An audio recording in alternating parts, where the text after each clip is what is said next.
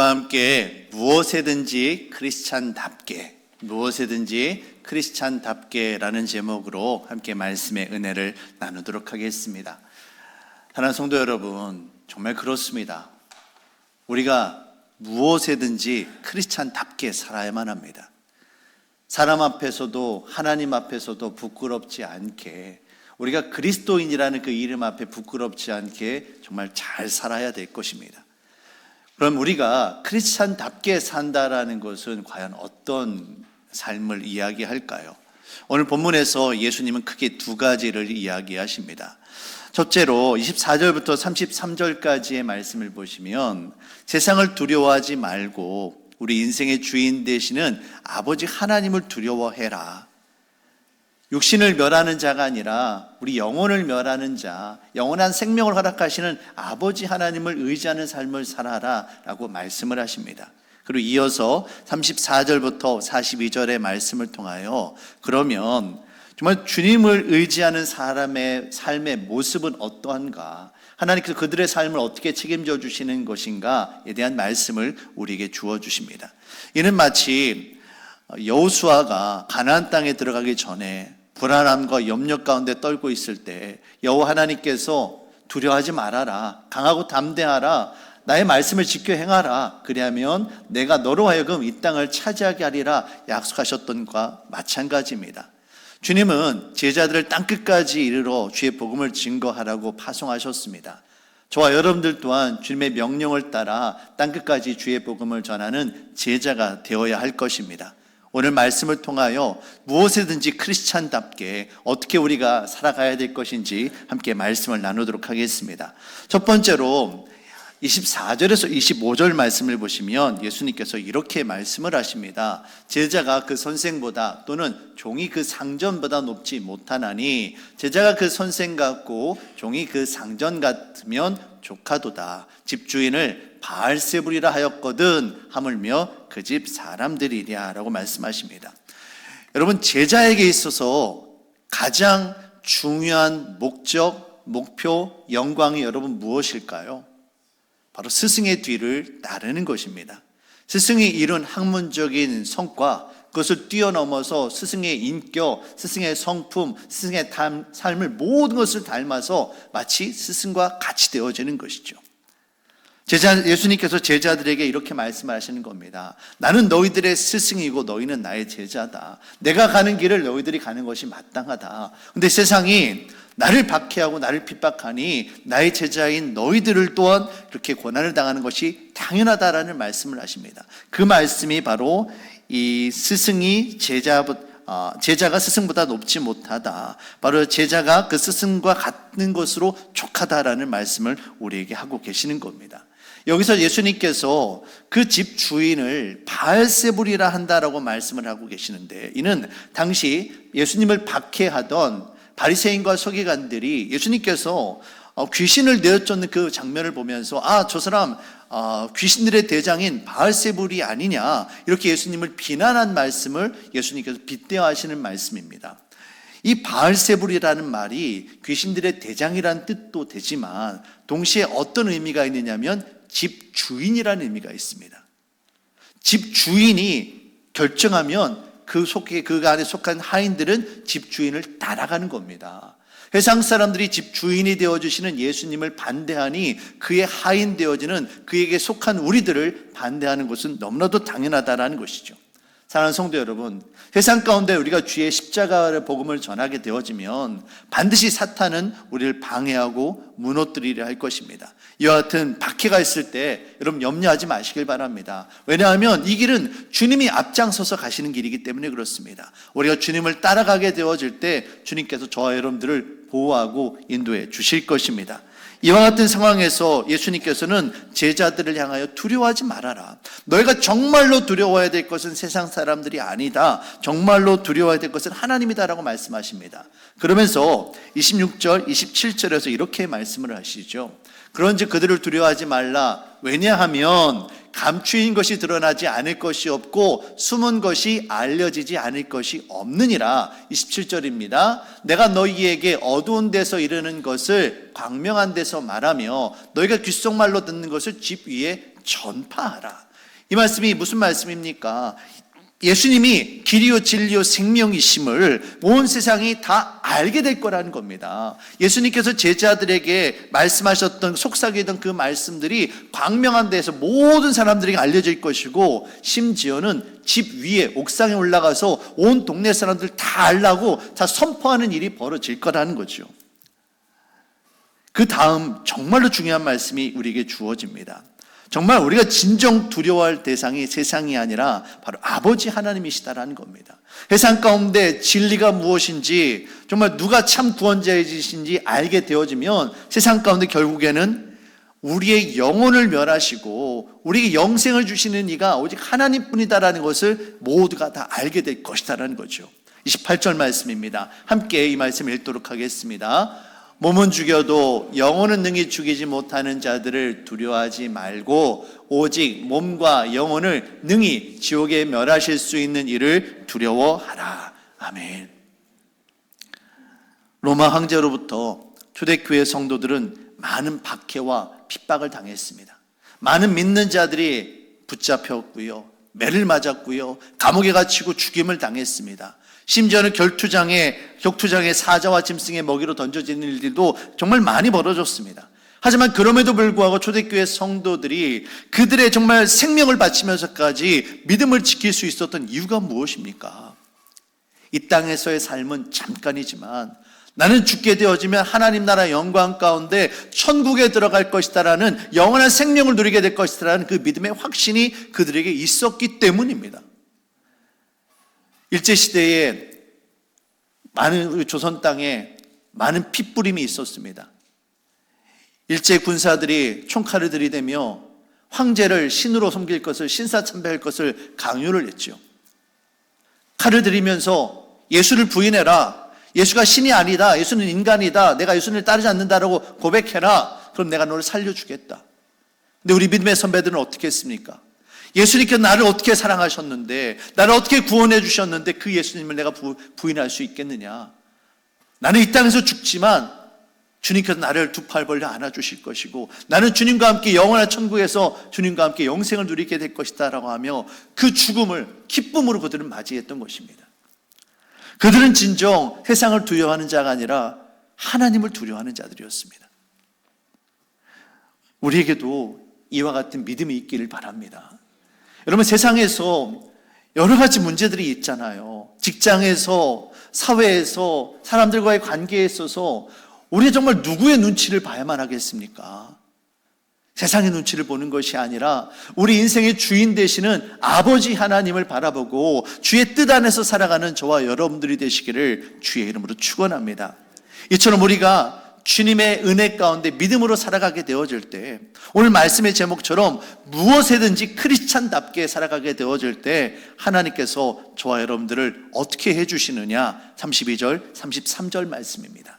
같이 함께 읽도록 하겠습니다.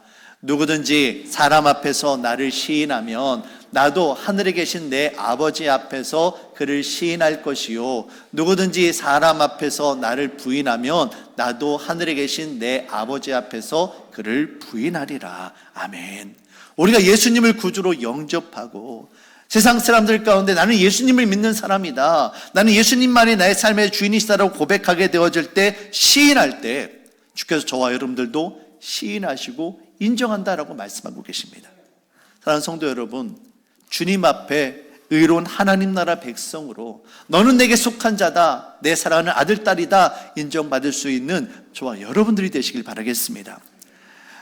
전반부의 말씀, 세상을 두려워하지 말라, 하나님을 두려워해라, 하나님 앞에 인정받는 자가 되어야 된다라는 말씀을 우리에게 주셨습니다. 그러면 과연 하나님으로부터 인정받는 자는 어떤 사람일까요? 또한 우리가 하나님을 고백하게 되어질 때 하나님은 우리의 삶을 어떻게 책임져 주실까요? 그 말씀이 34절 이하에 나와 있습니다. 그런데 먼저 좀 뜻밖의 말씀이 하나 나옵니다. 34절에서 36절까지의 말씀인데요. 내가 세상에 화평을 주러 온 줄로 생각하지 말라. 화평이 아니요 검을 주러 왔노라. 내가 온 것은 사람이 그 아버지와 딸이 어머니와 며느리가 시어머니와 불화하게 하려 함이니 사람의 원수가 자기 집안 식구니라. 예수님을 믿는 삶이 결코 순탄하지 않다라는 것을 오늘 말씀을 통해 우리는 알 수가 있습니다.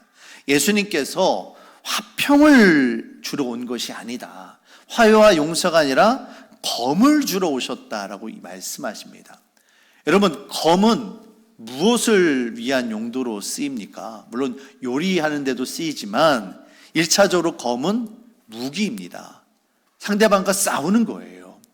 주께서 저와 여러분들에게 검을 주셨다라는 것은 가장 직접적으로 말씀드린다라면 바로 주님의 말씀입니다. 말씀의 검을 우리에게 주신 거예요. 이 말씀의 검을 들고 세상 가운데 믿음의 삶을 살아가라라고 말씀하고 계시는 겁니다. 그런데 중요한 것은 우리가 이처럼 세상을 향하여 주의 말씀을 붙잡고 선포하는 자가 되어질 때, 오직 예수님만이 길이요 진리요 생명의심을 증거하게 되어질 때 어떻습니까?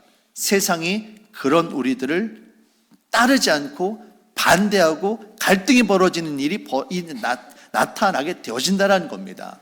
예수님께서 말씀하신 이 불화라는 말은요, 나누어진다, 분리된다, 갈등이 일어난다, 이런 의미가 됩니다. 말씀을 따라 살아가려고 했더니 말씀을 따르지 않는 세상과 갈등이 벌어지는 겁니다. 여러분, 굳이 세상을 이야기하지 않아도 집안에서만 해도 그렇습니다. 아내는 남편을 향하여 여보, 그래도 우리가 부족하지만 하나님께서 우리에게 귀한 물질을 허락하셨으니 이 11조 드립시다. 11조 하나님 앞에 드립시다 라고 고백을 합니다. 그런데 믿지 않는 남편은 무슨 일이냐, 내 사업이 이렇게 어렵고 힘든데 우리 정말 이자 나갈 것도 이렇게 많은데 아이들 학원비 걱정을 안 하냐, 당신 정말 무책임하다, 이렇게 이야기하면서 부부 안에 헌금의 문제로 갈등이 벌어지는 겁니다. 또 자녀들만 해도 그렇죠. 지금 우리 중고등부 학생들이 시험 기간입니다. 정말 예수님을 잘 믿는 가정이라면, 믿음의 백성이라면 그래도 교회에 나와서 주일 예배를 드려야 되지 않겠느냐, 공부가 우선이 아니라 예배가 우선이다라고 이야기할 텐데 믿지 않는 부모님 같은 경우에는 어떻게 이야기합니까? 무슨 소리냐, 교회는 이번 주 안 가고 다음 주 가도 된다, 자꾸만 타협을 이야기합니다. 너가 공부하는 게 우선이지 예배 드리는 게 우선이 아니다라는 이야기를 해요. 말씀을 따르는 삶과 세상의 원리를 따르는 삶이 결국에는 부딪히게 되어 있다는 겁니다. 그 심지어 어떤 관계에서도 일어납니까? 사랑하는 가족 안에서도 그런 일이 일어날 수가 있는 거예요. 우리가 누군가를 사랑하게 되어지면 그 사람이 좋아하는 것을 따라하기 마련입니다. 우리가 예수님을 사랑한다라면 예수님이 원하시는 삶을 살아가게 되기 마련이에요. 그런데 세상은 예수님을 싫어합니다. 예수님을 반대합니다. 그러니 당연히 우리들의 삶 가운데 다툼이 있을 수밖에 없다는 것이죠. 우리는 정말 무엇에든지 크리스찬답게 살아야만 합니다. 아무리 힘들고 어렵다 할지라도 여러분, 소금이 그 맛을 잃어버리면 어떻게 됩니까? 그냥 밖에 버려져서 사람들에게 밟힐 뿐이에요. 우리가 주님을 따르는 것이 아니라 세상을 두려워하고 세상을 따르게 되어지면요, 하나님 앞에 인정받을 수 없을 뿐만 아니라 세상에서부터 우리가 외면받을 수밖에 없는 겁니다. 여러분, 왜 세상 사람들이 교회를 향하여 비난을 합니까? 정직하게 이야기한다면 우리가 크리스찬답게 살지 못하기 때문에 그래요. 우리가 무엇에든지 크리스찬답게 산다라면 가장 먼저는 하나님께서 저와 여러분들 인정하실 것이고요, 세상에서도 우리가 인정받게 되어질 것을 여러분 믿으시길 바랍니다. 이것이 바로 하나님께서 바로 기뻐하시는 바로 그 교회가 되어지는 것이고요, 이것이 바로 세상으로부터 인정받는 교회가 되어지는 것입니다. 그렇기 때문에 우리는 더욱더 주님의 십자가를 지고 주님을 따를 수밖에 없는 거예요. 38절 39절 말씀입니다. 우리 이 말씀 같이 함께 읽도록 하겠습니다. 또 자기 십자가를 지고 나를 따르지 않는 자도 내게 합당하지 아니하니라. 자기 목숨을 얻는 자는 잃을 것이요 나를 위하여 자기 목숨을 잃는 자는 얻으리라. 아멘. 사랑하는 성도 여러분, 우리가 오직 자기 자신을 부인하고 자기 십자가를 지고 주님을 따르는 자들이 될 수 있기를 바라겠습니다. 이처럼 주님을 향하여 우리의 모든 것을 걸 때 그때 비로소 주께서 합당하다 인정해 주실 것입니다. 자기 목숨을 얻는 자는 잃을 것이지만 주님의 나라와 영광을 위하여 우리의 모든 것을 거는 자들은 결국 주께서 모든 것을 책임져 주실 것을, 무엇보다도 영생의 은혜를 베풀어 주실 것임을 여러분 믿으시길 바랍니다. 자, 그러면 이제 마지막으로 우리는 정말 주님을 위하여 전부를 걸어야 될 텐데 이 삶이 결국엔 다 손해만 보고 다 피해만 보고 그렇게 끝나는 삶일까요? 결코 그렇지가 않습니다. 주님은 우리에게 40절에서 42절 말씀을 통하여 위로의 말씀을 주세요. 내가 너희들의 삶을 책임져 주겠다라고 주께서 말씀을 주십니다. 자, 40절에서 42절 말씀입니다. 너희를 영접하는 자는 나를 영접하는 것이요 나를 영접하는 자는 나를 보내신 이를 영접하는 것이니라. 세상 가운데 너희가 박해를 받고 비난을 받지만 그 가운데서도 너희를 영접하는 자들이 있다. 그들이 너희를 영접하고 너희를 받아들이는 자들은 결국에는 너희를 보낸 나를 영접하고 인정하는 것이고, 또한 이것은 나를 보내신 하나님을 영접하는 것이다. 여러분, 하나님을 받들고요 하나님을 영접하면 하나님께서 그 인생을 그냥 놔두시겠습니까? 결국 그렇지 않다라는 것이죠. 더욱 중요한 것은 우리를 영접하게 되어질 때, 자, 41절입니다. 선지자의 이름으로 우리를 선지자로 영접하면 그가 어떻게 된다고 합니까? 선지자의 상을 받을 것이요 의인의 이름으로 저와 여러분들을 인정하게 되어지면, 영접하게 되어지면 의인의 상을 그들에게 베풀 것이다 라는 겁니다. 이 말씀 무슨 말입니까? 우리가 가는 곳곳마다 우리를 인정해주고 우리가 크리스천답게 사는 것을 사람들이 정말 인정하게 되어질 때 그들의 삶 가운데 하나님께서 은혜 베풀어 주신다라는 거예요. 아브라함이 단순히 아브라함 한 사람 복 받는 것으로 끝나는 것이 아니라 아브라함이 가는 곳곳마다 하나님의 은혜가 나타났던 것처럼 저와 여러분들이 예수님의 은혜로 무엇이든지 크리스찬답게 살아가게 되어지면 가장 먼저는 우리의 삶을 주께서 책임져 주시지만 더 나아가서 저와 여러분들을 통하여 우리의 가정과 우리의 직장 가운데 하나님의 은혜가 임하게 되어짐을 여러분 믿으시길 바랍니다. 이게 바로 우리가 살아가는 법이에요. 비록 작은 자를 섬기는 일이라 할지라도 이는 그를 섬기는 것이 아니라 그를 보낸 예수님, 그를 보낸 하나님을 섬기는 일이다라고 말씀하십니다. 이처럼 작은 자 하나라도 섬기는 자에게 결단코 하늘의 상급이 임할 것이다라고 주께서 분명히 말씀해 주셨습니다. 이와 같은 은혜가 저와 여러분들의 삶 가운데 가득히 임하시길 바라겠습니다. 우리가 주님을 향하여 우리의 모든 것을 걸 때 주께서 저와 여러분들의 인생을 책임져 주십니다. 너희는 먼저 그의 나라와 그의 의를 구하라. 그리하면 이 모든 것을 너희에게 더하시리라. 우리가 오직 믿음으로 주님 앞에 나아가는 저와 여러분들이 되시길 바라겠습니다. 또한 동시에 이 말씀은요, 또한 동시에 세상 사람들을 향한 말씀이기도 하지만 또는 우리 자신들을 향한 말씀이기도 합니다. 특별히 이 42절, 41절과 42절에 있는 말씀, 특히 42절에 있는 말씀인데요. 누구든지 제자의 이름으로 이 작은 자 중 하나에게 냉수 한 그릇이라도 주는 자는 내가 진실로 너희에게 이르노니 그 사람이 결단코 상을 잃지 아니하리라. 누구를 대하든지 여러분의 구역 식구들, 여러분의 친구들, 아니면 가족, 자녀분들, 부모님들 누구를 대하든지 비록 그 사람이 작은 자일지라도 그에게 냉수 한 그릇, 여러분 냉수 한 그릇이 뭐 대단하겠습니까? 그냥 지나가는 길에 물 한 잔 주는 거예요. 근데 그걸 어떻게 하신다고 하십니까? 그 상을 결단코 잃어버리지 않겠다라고 주께서 약속해 주고 계시는 겁니다. 우리가 십자가를 지고 주의 삶을 살아가게 되어질 때 비록 작은 자이지만 그 작은 자를 섬기게 되어질 때 하나님께서 우리들의 삶 가운데 은혜 베풀어 주실 것을 말씀해 주고 계시는 겁니다. 여러분, 하늘의 상급은요, 물질의 축복, 건강의 축복만을 이야기하지 않습니다. 물론 이것도 중요해요. 하지만 가장 큰 축복이 무엇인지 아십니까? 내가 오늘 예수님 제자답게, 내가 크리스찬답게 살았다는 그 기쁨이에요. 내 삶에 주어지는 그 만족함, 내가 세상 가운데 실패하지 않고 성공했다는 그 기쁨이 넘쳐날 때 정말 말할 수 없는 만족함이 우리 안에 넘쳐나는 겁니다. 여러분, 요리하는 분에게 있어서 가장 큰 축복이 무엇입니까? 내가 요리를 해서 돈을 많이 버는 겁니까?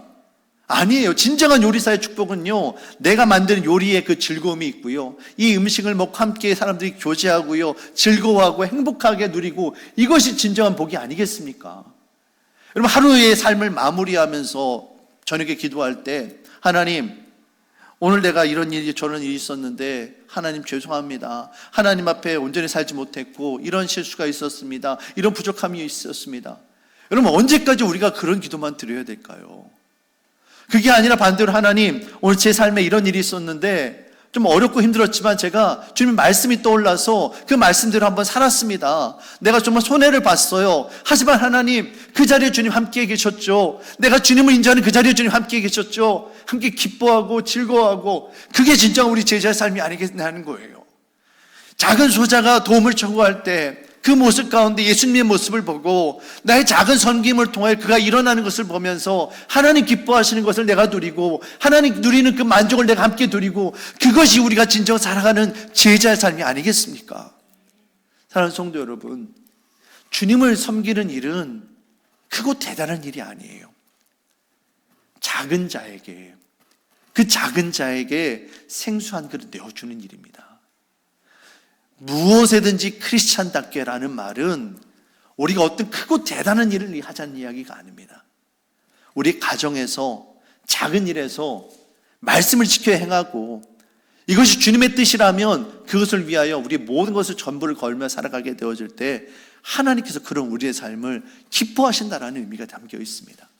사랑하는 성도 여러분, 무엇에든지 크리스찬답게 살아가고, 그리하여 하나님 앞에 사랑하는 내 딸아, 사랑하는 아들아, 내가 너로 인하여 기뻐하노라. 네가 나와 함께 하고 있음을 내가 알고 있다. 주께서 인정받고, 주께서 주님으로부터 인정받고, 주님으로부터 칭찬받는 저와 여러분들이 되시길 바라겠습니다. 무엇에든지 크리스찬답게 그렇게 우리 삽시다. 사랑해 주님, 참으로 감사합니다. 주님께서 제자들을 보내시면서 많은 걱정이 있으셨을 텐데, 그럼에도 불구하고 너희가 믿음으로 살아가게 되어질 때 내가 그 상급을 잃지 않겠다, 정말 기억하겠다 말씀하시며, 그 작은 자 하나를 영접하는 자들에게 하나님께서 상을 베풀어 주신다 하셨습니다. 오늘 이 말씀을 기억하며 우리가 세상 가운데 주의 복음을 전하는 자가 되게 하여 주시고, 또한 동시에 우리 주변에 있는 작은 자들을 믿음으로 섬기는 주의 참된 제자가 되어줄 수 있도록 인도하여 주시옵소서. 모든 것 주께 감사드리며 예수님의 이름으로 기도합니다. 아멘.